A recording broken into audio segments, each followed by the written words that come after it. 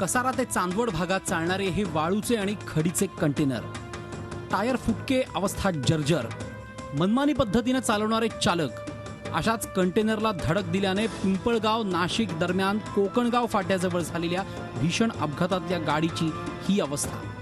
या अपघातात पिंपळगावच्या 5 डॉक्टरांना आपला जीव गमवावा लागला।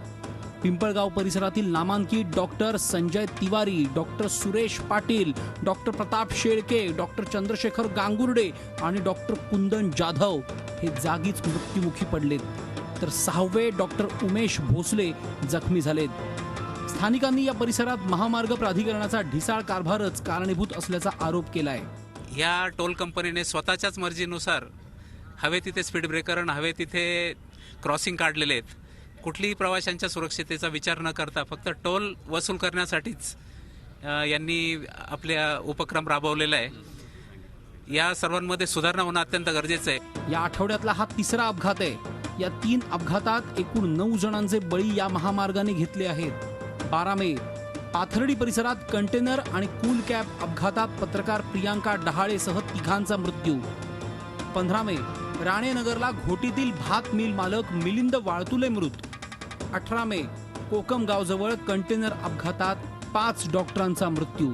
अतिक्रमण झालेलं आहे सर्व्हिस रोडला। जी शहरी वाहतूक आहे ती हायवेनेच प्रवाहित होते, म्हणून उड्डाणपूल हा एकच पर्याय आहे। आम्ही नाशिक टू दिल्ली सर्व उपोषण करून आता थकलो आहोत। आमची एकच अपेक्षा आहे की या ठिकाणी उड्डाणपूल होणं गरजेचं आहे आणि जोपर्यंत होणार नाही तोपर्यंत आम्ही माघार घेणार नाही। मुंबई आग्रा महामार्गाचं चौपदरीकरण नागरिकांच्या जीवावर उठलंय। सरासरी रोज एकाचा बळी जातोय। उड्डाणपुलावरही अपघातांची संख्या वाढतेय। महामार्ग प्राधिकरणाने याचा अभ्यास सर्व्हे सुरू केलाय। रस्त्यावरील वेगमर्यादा नियंत्रित केल्यास आणि पार्किंग थांबवल्यास हा प्रश्न सुटू शकेल असं अधिकाऱ्यांना वाटतंय। ड्रायव्हरच्या हाय स्पीडमुळे आणि कंट्रोल न झाल्यामुळे ॲक्सिडेंट झालेले आहेत।